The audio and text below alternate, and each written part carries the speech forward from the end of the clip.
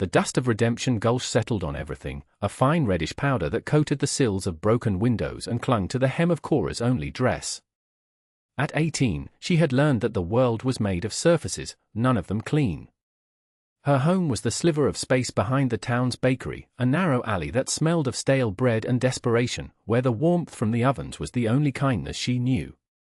Each morning, she would rise before the sun, her bones aching from the hard-packed earth, and begin her day of mending clothes for miners' wives or scrubbing floors at the saloon, earning just enough for a piece of bread and the right to remain invisible.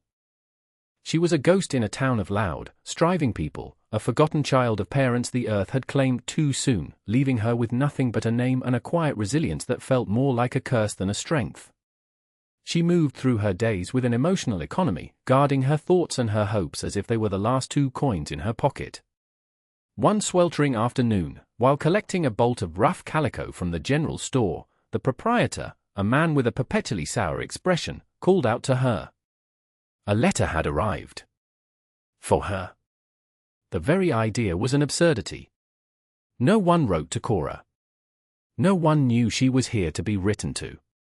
She took the thin, brittle envelope, her name scrawled across it in an unfamiliar, elegant hand, and felt a tremor of fear, not excitement. Good news did not arrive in dusty envelopes for girls like her.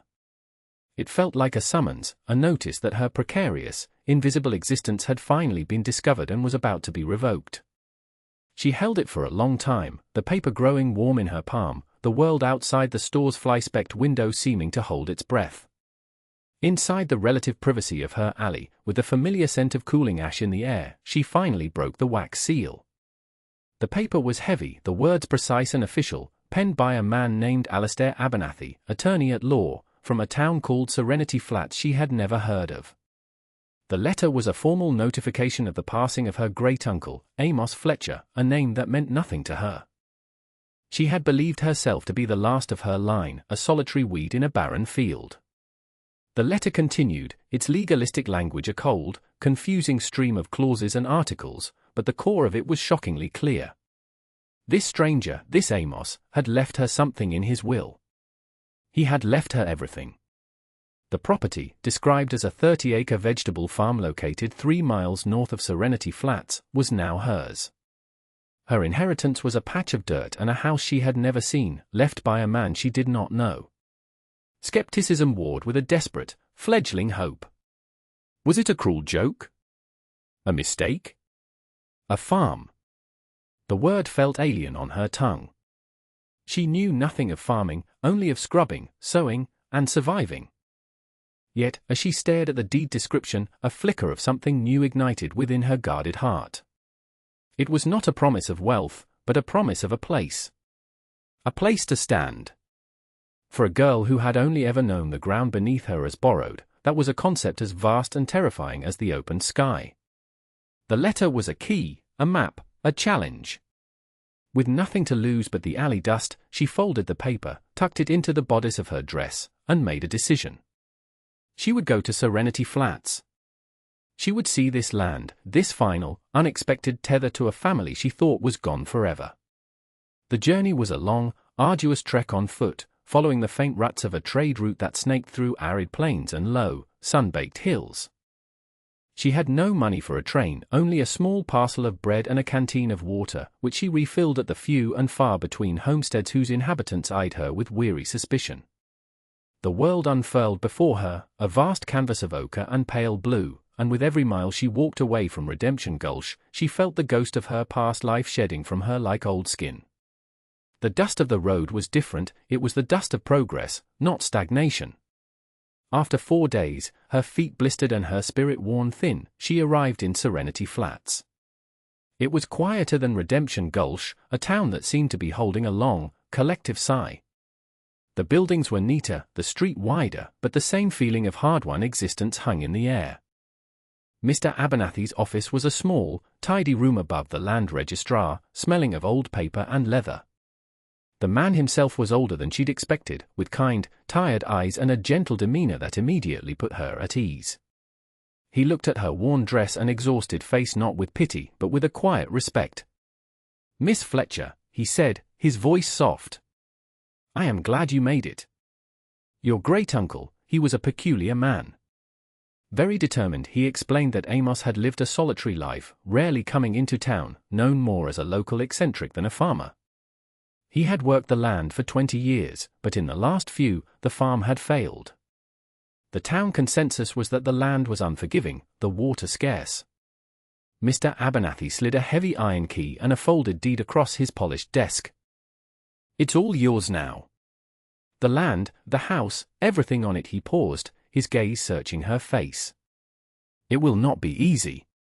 The place has been neglected. Cora simply nodded, her throat too tight to speak. She took the key, its cold weight a solid, undeniable reality in her hand. It was the first thing she had ever truly owned. The walk to the farm was a pilgrimage into silence. The town receded behind her, and the landscape opened up into rolling fields of dry, golden grass. The air grew still, the only sound the crunch of her boots on the parched soil and the distant cry of a hawk circling in the immense, empty sky. Then she saw it. The farm was not just neglected, it was a monument to failure. 30 acres of what had once been neat rows of crops were now a graveyard of brittle, skeletal remains. Dead stalks of corn, bleached white by the sun, stood like forgotten sentinels.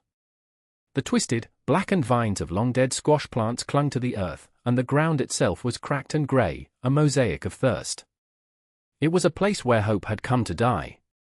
The farmhouse stood in the center of the desolation, a small, stoic structure of weathered grey wood, its windows like vacant eyes staring out at the ruin. A profound wave of despair washed over Cora, so powerful it almost buckled her knees. This was her inheritance? A field of dust and ghosts? She had walked for days, fueled by a fragile dream of a place to belong, only to find a testament to loss. She gripped the iron key in her hand, its sharp edges digging into her palm, the pain a welcome anchor in the overwhelming sea of disappointment. Forcing her legs to move, she approached the house. The door groaned open under her touch, revealing a single room thick with the dust of years. A simple cot, a small table with one chair, and a cold, empty hearth. It was the home of a man who had been utterly alone. As she stood in the doorway, caught between the dead fields outside and the empty room within, she felt a strange kinship with the absent Amos. She, too, knew this kind of solitude. And in that shared silence, a new feeling began to stir beneath the despair, a stubborn, defiant curiosity. What had happened here? Why had this determined man failed so completely? The first few days were a battle against grime and silence. Cora swept away layers of dust that seemed to hold the very stillness of the past, cleaning the single window until pale afternoon light could finally pierce the gloom. The house was meager, but it was solid, built with a careful hand. It was hers. The feeling was still new, fragile. As she worked, she began to uncover the faint outlines of the man who had lived here. On a small, crudely built shelf sat a handful of books, not novels, but dense texts on botany, geology, and engineering. It was a library of questions, of a mind wrestling with the earth itself. The well outside was nearly dry, yielding only a few inches of brackish water each day, barely enough to drink. The failure of the farm seemed simple enough: no water, no life. Yet the presence of those books suggested a more complex story. One evening, as she swept near the hearth, the broom handle struck a floorboard with a hollow, resonant thud. It sounded different from the others. Kneeling, she worked her fingers into the crack and pried it up. Beneath it lay not a hidden stash of money, but a heavy, tin box, sealed against the dust and damp. Her heart hammered against her ribs as she lifted it out. Inside, nestled in oilcloth, were 3 leather-bound journals. She opened the first one. The pages were filled with Amos's precise, dense script. It began as a farmer's log, detailing planting schedules and crop rotations. But it quickly evolved into something more. Amos wrote of the region's notorious droughts, the shallow wells, the deceitful nature of the land. He documented his failing crops with a scientist's detachment. Then, the entries shifted. He began to write about a theory, an obsession. He believed a deep, hidden aquifer, a subterranean river, ran far beneath his property, a secret reservoir untouched by the surface world's relentless sun. He had spent years studying the geology, mapping the rock strata, convinced he could reach it. The journals were filled with complex diagrams of pumps, pipes, and strange-looking drilling mechanisms of his own design. He wasn't just a failed farmer, he was an inventor, an engineer, a man with a colossal, secret ambition. He had not been defeated by the land, he had been in a silent, epic battle with it. And according to the last, hope-filled entries, he believed he was on the verge of winning. A week into her new life, as she was attempting to decipher one of Amos's more complicated irrigation diagrams, a shadow fell across the doorway. A man stood there, silhouetted against the harsh sunlight. He was dressed in a fine city suit that looked starkly out of place against the backdrop of ruin. He was tall, with a polite, polished smile that did not reach his eyes. "Miss Fletcher," he asked, his voice smooth and confident. "My name is Harrison Davies. I represent the Western Expansion Land Company." He stepped inside without being invited, his gaze sweeping over the sparse room with a look of faint, clinical pity. "I was sorry to hear of your great-uncle's passing." He was a fixture of this community. Cora stood, her hand resting protectively on the open journal. She felt an immediate, instinctual distrust of this man, of his easy condolences and expensive clothes.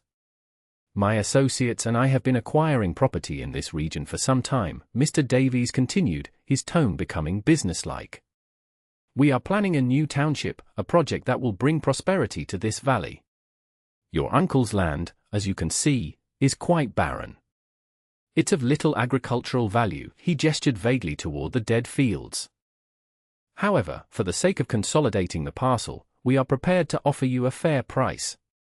Enough for you to start a new life somewhere more promising." The offer was delivered with the casual air of someone swatting a fly. It was an offer of escape, a ticket away from this overwhelming challenge. For a moment, the girl who had slept in alleys and lived on scraps was tempted. The money he offered, though likely a pittance to him, was more than she had ever seen. But then she looked down at the open journal, at the intricate drawings and the passionate, determined words of a man who had seen something more than a barren field. He had seen a secret river. Mr. Davies saw worthless land. Amos saw potential. What did she see? "The land is not for sale," she said, her voice quiet but firm. Mr. Davies's smile tightened almost imperceptibly. "Miss Fletcher, be reasonable. You are a young woman alone. This land produced nothing for a man who worked it his entire life. What hope do you have?" His question was meant to be rhetorical, a final, logical blow. But for Cora, it wasn't. "He didn't fail," she said, more to herself than to him. "He was looking for something, a flicker of something, annoyance? Recognition?" crossed Davies's face before he masked it again with his polite veneer.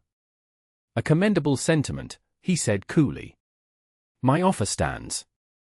You know where to find me when you reconsider." With a slight nod, he turned and walked away, his polished boots leaving sharp, clean prints in the dust that Amos had spent a lifetime studying. His visit was a catalyst. The condescension in his voice, the predatory gleam in his eyes, solidified a resolve in Cora that had only just begun to form. He did not want the land, he wanted what was under it.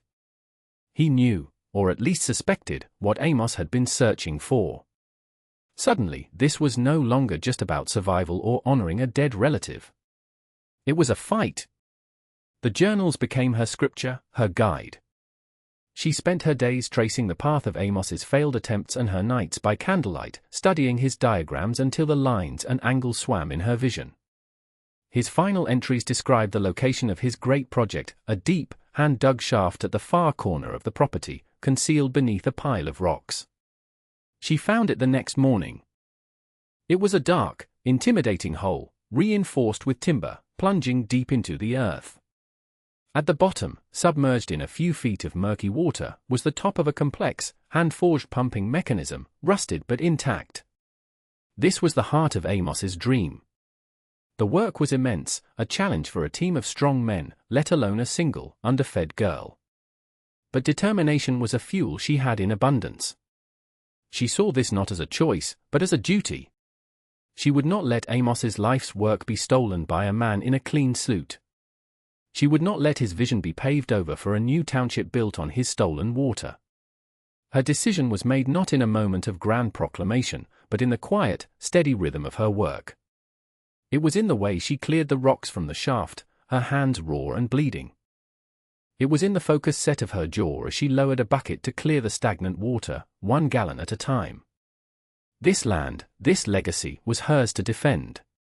The polite, manipulative pressure from Mr. Davies had inadvertently given her something she hadn't had before, an enemy. And fighting an enemy was far simpler than fighting the vast, indifferent silence of the universe. She had a purpose now, as solid and tangible as the rusted iron pump waiting for her in the dark. The struggle was a slow, grueling war waged against rust, rock, and her own physical limitations. She began by clearing the shaft, a back-breaking process of hauling up buckets of mud and debris. Each day she descended deeper into the earth, into Amos's world of geological ambition. The air was cool and smelled of damp stone, a stark contrast to the baking heat above. She felt closer to him down there, in the quiet dark. The pump was a marvel of ingenuity and sheer willpower, a collection of gears, levers, and pipes Amos had clearly assembled himself. Many parts were seized with rust. She used precious lamp oil and a piece of burlap to scrub at the corrosion for days, her muscles screaming in protest. A critical gear was broken, a tooth sheared clean off. It was a piece she could not fix. With her meager funds, she walked into town and approached the blacksmith, a burly man named Thomas whose arms were thick as tree limbs. He looked at the strange, heavy gear with a skeptical eye. "What in blazes is this for?" he grumbled. Cora explained as best she could, omitting the part about the secret aquifer, simply saying it was for an old well pump. He quoted a price that made her stomach clench. It was nearly all the money she had left. She agreed without hesitation. While she waited, Mr. Davies reappeared. He found her clearing a drainage ditch, her face smudged with dirt, her dress stained with mud. "An admirable effort, Miss Fletcher," he said, his voice laced with mock sympathy. "But I urge you to accept the futility of it. I've spoken with the land office. Water rights in this valley are complicated. Even if you found water, you might not have the right to use it." It was a veiled threat, a new line of attack. He was trying to demoralize her, to tangle her in a web of bureaucracy she couldn't possibly navigate. "I have the deed," she stated plainly, not stopping her work. "And my uncle's journals of amateur scribblings hold no legal weight," he countered smoothly. "My offer is still on the table. It decreases with each passing day. I should warn you." He left her with that chilling thought, confident he was closing in. But his pressure only hardened her resolve. She was no longer just fighting for the farm, she was fighting for the legitimacy of Amos's life, for the idea that one person's quiet, persistent vision could stand against the calculated greed of powerful men. With the newly forged gear from Thomas the blacksmith, which she paid for with her last coins, Cora descended back into the shaft. The piece slid into place with a satisfying click, a small victory in the silent, subterranean theater of her struggle. The next phase, according to Amos's journals, involved connecting the primary lever, a long, heavy iron rod, to the mechanism. It took her the better part of 2 days, using a system of ropes and pulleys Amos had left behind, to maneuver the heavy rod into position. Her body ached with a deep, pervasive exhaustion, but her spirit was alight. She was reassembling a dream. She spent another week clearing the network of shallow irrigation trenches that snaked out from the wellhead, channels Amos had dug years ago in anticipation of a success that never came.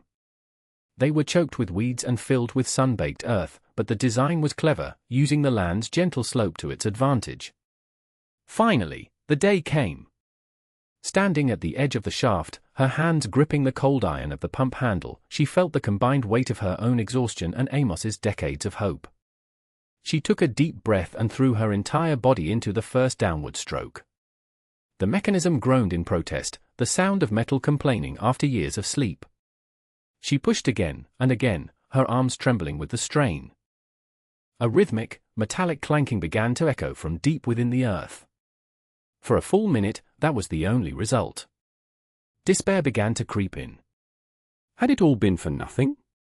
Was Davies right? Then she heard it. A new sound, a low gurgle from the depths of the main pipe. She pumped with renewed ferocity, a desperate prayer in every movement. The gurgling grew louder, closer, until with a final, shuddering cough, a stream of dark, muddy water sputtered from the spout. It was followed by more, and then, miraculously, the water began to run clear. Cold, clean water.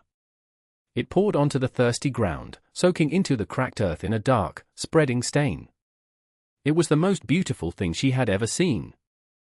She sank to her knees, laughing and crying at once, letting the life-giving stream wash over her filthy hands. In town, she presented Mr. Abernathy with Amos's journals, explaining everything. The old lawyer's tired eyes lit up as he read. "This changes things, Cora," he murmured, tapping a page filled with dates and geological observations. "This is proof of discovery. Proof of intent. Davies can't touch this." Armed with a legal injunction filed by Abernathy, protecting her claim, the threat from the Western Expansion Land Company finally receded. Mr. Davies was seen leaving town a few days later, his polished smile gone for good. Months melted into a season of growth. The steady, life-giving pulse of the pump became the new heartbeat of the farm.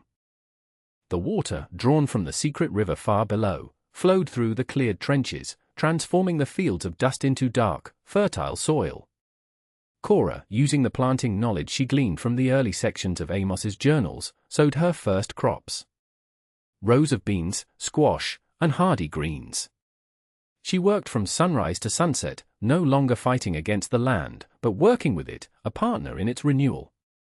The first green shoots that pushed their way through the soil felt like a personal triumph, a validation of her faith and a salute to the man who had dreamed it was possible. The people of Serenity Flats, who had once dismissed Amos as a madman and her as a fool, began to watch with a mixture of awe and respect. Thomas the blacksmith came by one afternoon, ostensibly to check on his gear, and left with a basket of the farm's first vegetables. The general store owner who had once eyed her with suspicion now offered her credit for seeds and supplies, calling her a credit to her name. She was no longer an outsider. She had put down roots, just as surely as the crops in her fields. The farm, once a symbol of desolation, was becoming an oasis, a patch of vibrant green in the vast, sun-bleached landscape. Cora found a rhythm in her life she had never known, a deep satisfaction that came from the soil under her fingernails and the tangible results of her labor. She ate what she grew, the taste of her own hard-won success sweeter than any meal she had ever bought. She was no longer just surviving, she was building. The farmhouse, once a dusty shell, became a home, filled with the smell of cooking food and the quiet presence of her own resolute spirit. She was alone, but for the first time in her life, she was not lonely. She had the land. She had the water. She had the enduring, quiet company of her great-uncle's victorious ghost. What does it mean to inherit something? Is it the land, the deed, the physical object? Or is it the struggle, the vision, the unfinished dream? Standing on her porch one evening, watching the setting sun cast long shadows across her thriving fields, Cora understood. Amos had not left her a failed farm. He had left her a map, a challenge, and the chance to finish a story. He had left her a purpose. The world was still full of hard surfaces, but now she knew that beneath the driest, most unforgiving ground, a river might be flowing, waiting for someone with enough courage to look for it. Her life was a testament to that truth, a quiet, defiant bloom in the middle of the dust.